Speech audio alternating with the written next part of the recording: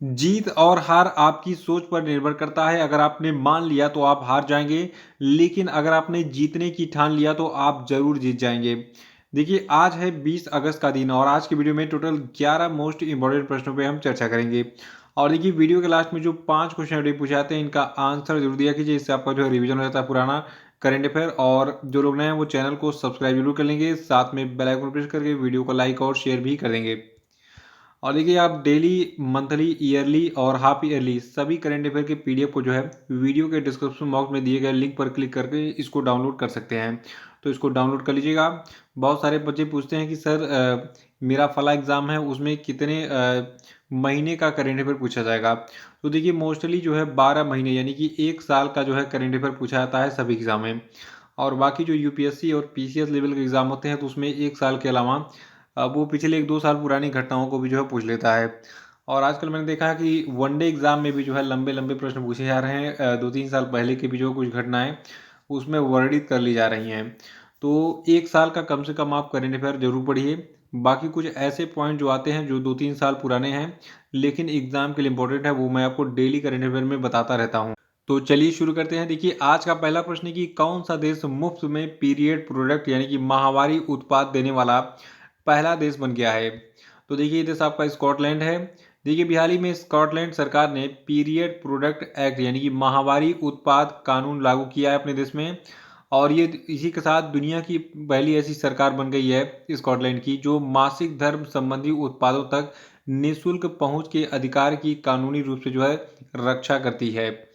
देखिए, इस नए कानून के तहत विद्यालय यानी कि स्कूल में, महाविद्यालयों में और विश्वविद्यालयों एवं स्थानीय सरकारी निकायों के लिए ये अनिवार्य हो गया है कि वे अपने शौचालय में टैम्पून और सैनिटरी नैपकिन सहित जो है माहवारी संबंधी जितने भी प्रोडक्ट होते हैं उन सबको उपलब्ध कराए। तो याद रखिएगा, स्कॉटलैंड जो है ये दुनिया का पहला ऐसा देश बन गया है जो पीरियड प्रोडक्ट यानी कि जो माहवारी के समय जो भी चीज़ें यूज होती हैं, जैसे कि सबसे इम्पोर्टेंट होता है सैनिटरी नैपकिन यानी कि सैनिटरी पैड। तो ये सभी चीज़ें जो है निःशुल्क उपलब्ध कराने वाला देश बन गया है। अगला है कि वर्ल्ड ह्यूमैनिटेरियन डे यानी कि विश्व मानवतावादी दिवस कब मनाते हैं हम।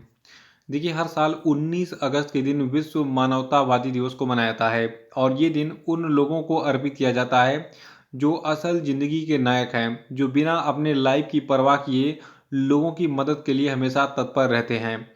और देखिए, आज से 18 साल पहले इराक की राजधानी बगदाद में आज ही के दिन यानी कि 19 अगस्त 2003 को संयुक्त राष्ट्र हेडक्वार्टर पर हमला हुआ था। और इस हमले में संयुक्त राष्ट्र मुख्यालय के 22 कर्मचारी मारे गए थे, जिसमें इराक में यूएनओ महासचिव के विशेष प्रतिनिधि सर्जियो विएरा डी मेलो की भी मृत्यु हो गई थी।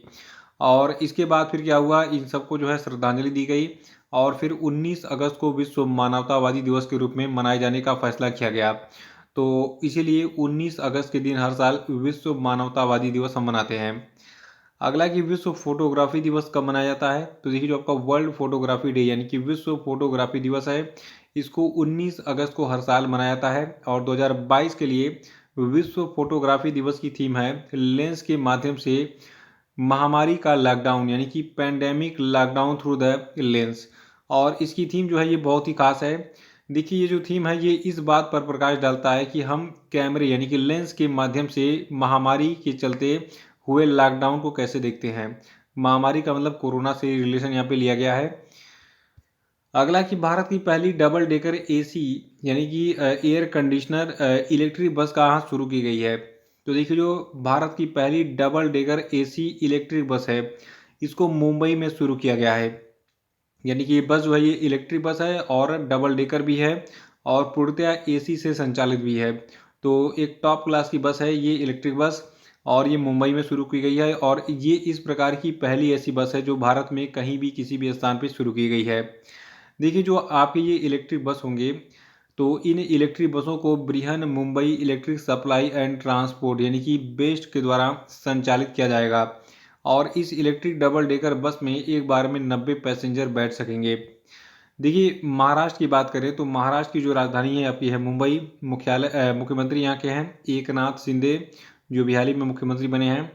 और भारतीय जनता पार्टी के लीडर हैं। और देखिए, महाराष्ट्र के जो राज्यपाल हैं इनका नाम है भगत सिंह कोश्यारी। अगला प्रश्न है कि हाल ही में किसने make India number 1 mission launch किया।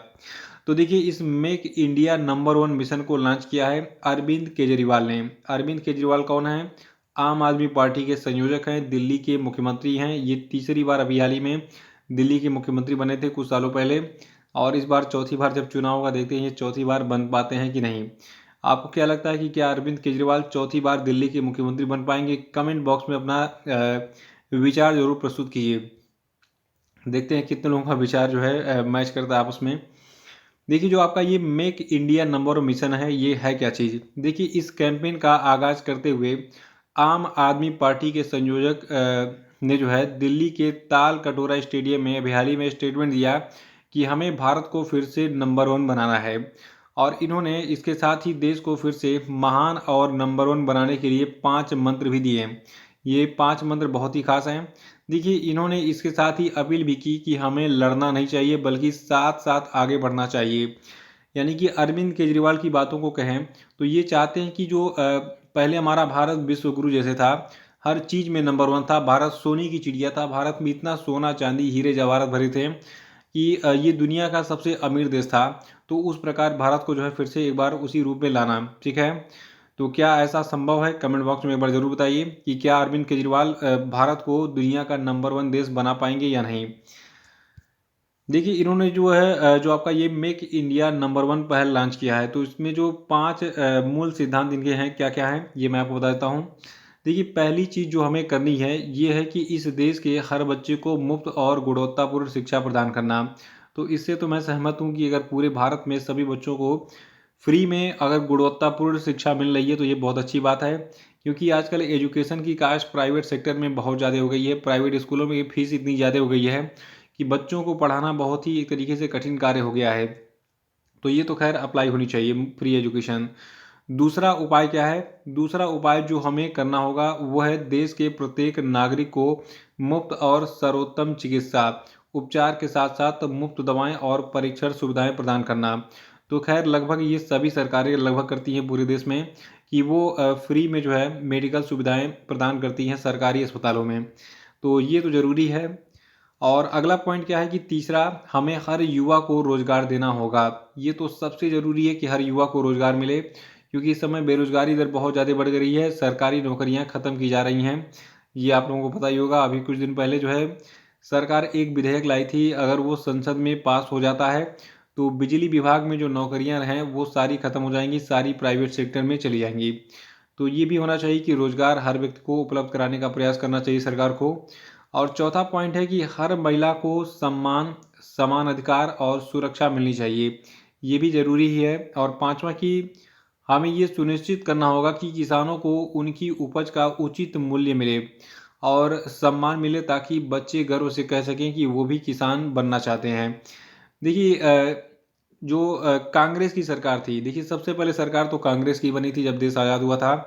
तो उसी समय एक लाया गया था MSP यानी कि मिनिमम सपोर्ट प्राइस, यानी कि किसी फसल का एक न्यूनतम मूल्य, न्यूनतम समर्थन मूल्य। यानी कि अगर मान लीजिए गेहूं है, ठीक है, तो गेहूं जो है इसका मूल्य कहीं पे कुछ और है, कहीं पे कुछ और है।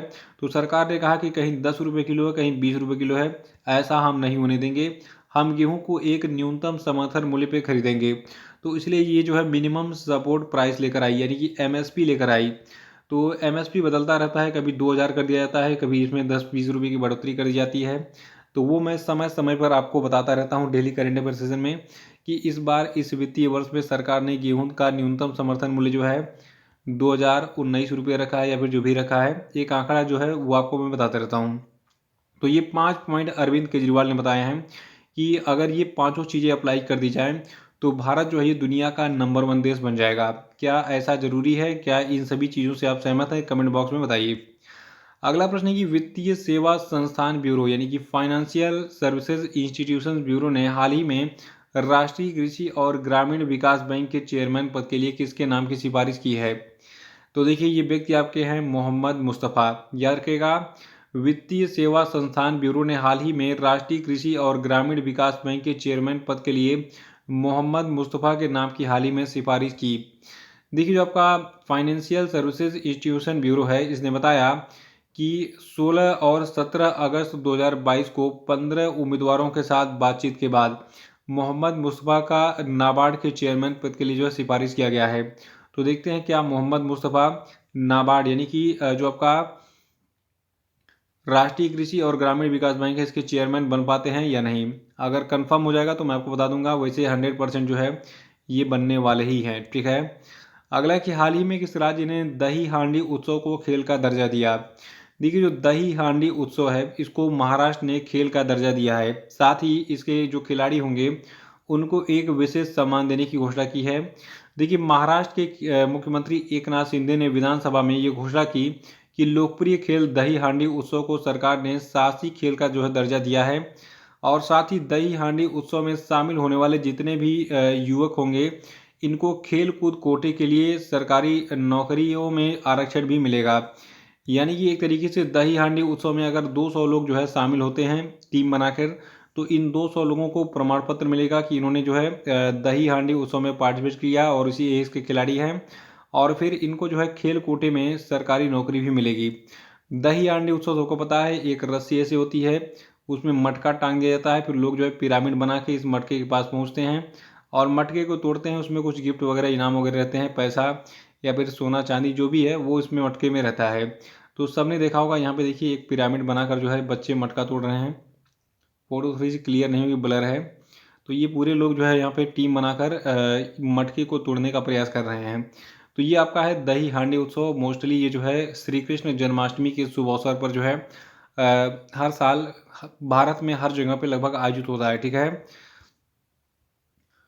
अगला है कि हाल ही में राष्ट्रीय बौद्धिक संपदा जागरूकता मिशन ने 15 अगस्त 2022 की समय सीमा से पहले कितने छात्रों को बौद्धिक संपदा जागरूकता और बुनियादी प्रशिक्षण देने का लक्ष्य हासिल कर लिया है। तो देखिए राष्ट्रीय बौद्धिक संपदा जागरूकता मिशन ने 15 अगस्त 2022 की समय सीमा से पहले टोटल 10 लाख छात्रों को बौद्धिक संपदा जागरूकता और बुनियादी प्रशिक्षण देने का जो लक्ष्य था इसको हासिल कर लिया है। देखिए एक खास बात मैं आपको बताने जा रहा हूँ, नोट कर लीजिएगा कि राष्ट्रीय बौद्धिक संपदा जागरूकता मिशन जो है ये 8 दिसंबर 2021 को शुरू किया गया था और इसका लक्ष्य था कि 15 अगस्त 2022 तक जो है को टोटल 10 लाख छात्रों को बौद्धिक संपदा जागरूकता और बुनियादी प्रशिक्षण देना। लेकिन 15 अगस्त के पहले यानी कि 31 जुलाई 2022 तक ही 10 लाख छात्रों को बौद्धिक संपदा जागरूकता और बुनियादी प्रशिक्षण देने का लक्ष्य जो है ये हासिल कर लिया गया। तो ये बहुत अच्छी चीज़ है कि कोई भी कार्य जो समय सीमा से पहले ही खत्म हो गई। और नवा प्रश्न है कि हाल ही में किस राज्य में ड्रोन से दवाओं की डिलीवरी का सफल परीक्षण किया गया। तो देखिए अरुणाचल प्रदेश में अभी हाल ही में जो है ड्रोन से दवाओं की डिलीवरी की गई और ये ऐसा पहला परीक्षण था जो कि कहाँ पे किया गया, अरुणाचल प्रदेश में। देखिए हाल ही में ड्रोन से मेडिसिन की डिलीवरी का जो पहला परीक्षण है ये अरुणाचल प्रदेश के पूर्वी कामेंग जिले से के जो है सेप्पा से चियांग ताजो तक जो है किया गया था। तो ये परीक्षण सफल भी रहा। अब ऐसा माना जा रहा है कि अरुणाचल प्रदेश जो कि एक पहाड़ी इलाका है, पहाड़ी राज्य है, नॉर्थ ईस्ट में स्थित है। तो यहाँ पर क्या होता है, ट्रांसपोर्ट के जो साधन है ये बहुत कम है और पहाड़ी इलाकों में गाड़ी चलाना कठिन भी होता है। अगर आप जो है नॉर्मल जैसे यूपी बिहार समतल भूमि वाले क्षेत्रों में जाएंगे तो गाड़ी आप फास्ट जो कम से कम 120 की स्पीड से 30-40 जो भी है चला सकते हैं। लेकिन पहाड़ी क्षेत्रों में आपकी स्पीड 20 किलोमीटर 30 किलोमीटर प्रति घंटा बहुत है। ठीक है। तो वहाँ पे अगर ड्रोन से दवाओं की डिलीवरी की जाए तो दवा समय से पहुँचेगी और लोगों का इलाज जो है ये समय से हो पाएगा। तो बहुत अच्छी पहल है और इस चीज़ को पूरे भारत में भी अप्लाई किया जाएगा। और 10वां प्रश्न है कि वोस्तोक 2022 किस देश के द्वारा आयोजित एक बहुपक्षीय सैन्य अभ्यास है। तो देखिए इसका जो आयोजन है ये रूस के द्वारा किया जा रहा है। और सबसे खास बात है कि जो आपका वोस्तोक है ये रूस में 30 अगस्त से 5 सितंबर 2022 तक आयोजित किया जाएगा। और इस युद्धाभ्यास में भारत भी पार्टिसिपेट करेगा, चीन भी करेगा और रूस तो कर ही रहा है। और रूस के साथ में बेलारूस, मंगोलिया, ताजिकिस्तान की सेनाएं भी जो है इसमें पार्टिसिपेट करेंगी। याद रखिएगा वोस्तोक 2022 जो है ये 30 अगस्त से 5 सितंबर तक रूस में आयोजित होने वाला एक बहुपक्षीय सैन्याभ्यास है जिसमें भारत और चीन एक साथ सैन्याभ्यास करेंगे और बेलारूस, मंगोलिया, ताजिकिस्तान की सेनाएं भी इसमें हिस्सा लेंगी। अगला कि हाल ही में किस कंपनी ने भारत का पहला गोल्ड और सिल्वर फंड लॉन्च किया। देखिए भारत का जो पहला गोल्ड और सिल्वर फंड है इसको एक कंपनी है एडलवाइस एमएफ, इसने अभी हाल ही में लॉन्च किया है। देखिए जो आपका एडलवाइस म्यूचुअल फंड यानी कि एमएफ है, ये 24 अगस्त को भारत की पहली स्कीम लॉन्च करने वाली है जो कि सिंगल फंड के जरिए सोने और चांदी में निवेश की पेशकश करेगा।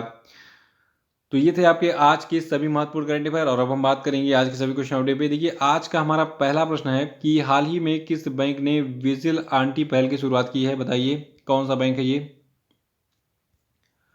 अगला है कि बजाज इलेक्ट्रिकल के नए मैनेजिंग डायरेक्टर और सीईओ कौन बनाए गए, बताइए। और नेक्स्ट है कि हाल ही में किसे संयुक्त राष्ट्र महासचिव एंटोनियो गुटरेस ने इंटरनेट गवर्नेंस पर प्रख्यात विशेषज्ञों के एक पैनल में नियुक्त किया, बताइए। और चौथा है कि हाल ही में भारत ने किस देश को डोर्नियर समुद्री टोही विमान सौंपा, बताइए। पांचवा कि हाल ही में किसे national bank for financing infrastructure and development का प्रबंध निदेशक बनाया गया है, बताइए। और अब हम बात करेंगे कल के पूछे गए सभी क्वेश्चन अपडेट के सही उत्तरों की। देखिए करंट अफेयर का पहला प्रश्न था कि भारत सरकार ने किस वर्ष तक पेट्रोल में 20% एथेनॉल मिलाने का लक्ष्य रखा है, तो देखिए ये टारगेट ईयर है 2025, ठीक है। और अगला प्रश्न था कि सरकारी अनुमान के अनुसार भारत 2028-29 तक कितने ट्रिलियन डॉलर की अर्थव्यवस्था बन जाएगा, तो देखिए 2028-29 तक भारत 5 ट्रिलियन डॉलर की अर्थव्यवस्था बन सकता है, ऐसा टारगेट बनाया गया है। अगला कि हाल ही में रक्षा मंत्री राजनाथ सिंह ने राजस्थान के किस जिले में दुर्गादास राठौड़ की 385वीं जयंती पर वीर दुर्गादास राठौड़ की प्रतिमा का अनावरण किया, तो देखिए राजस्थान का ये प्लेस जोधपुर है जहां पर वीर दुर्गादास राठौड़ की प्रतिमा लगाई गई है। अगला प्रश्न था कि डूरंड कप का कौन सा सीजन 16 अगस्त से 18 सितंबर के बीच में आयोजित होगा, तो देखिए डूरंड कप का जो 131वां सीजन होगा ये 16 अगस्त से 18 सितंबर तक आयोजित होगा। और देखिए परसों मैंने बताया था डूरंड कप किस खेल से संबंधित है, और आज फिर से देखता हूँ कितने लोगों को याद है, क्योंकि रेलवे में तो बहुत पूछा गया है कि डूरंड कप किस खेल से संबंधित है। आप बताइए जल्दी से कमेंट बॉक्स में, नहीं पता तो परसों का वीडियो देखिए उसको रिवाइज कर डालिएगा। और देखिए पांचवा था कि हाल ही में केंद्रीय मंत्री डॉक्टर जितेंद्र सिंह ने भारत की पहली खारी पानी से रोशन होने वाली लालटेन का अनावरण किया।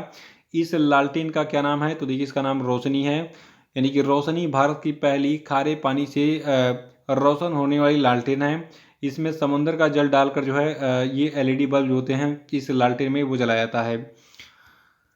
तो इसी के साथ आज का वीडियो समाप्त होता है। जय हिंद।